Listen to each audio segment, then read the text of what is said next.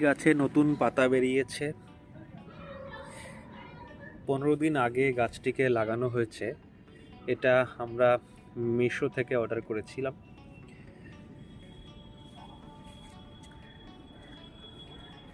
এই ড্রাগন গাছগুলো 1 বছর আগে লাগানো, তো গত বছর এগুলোতে কোনো ফল দেয়নি, কারণ এটা জায়গাটা একটু ছোট হয়ে গেছিল।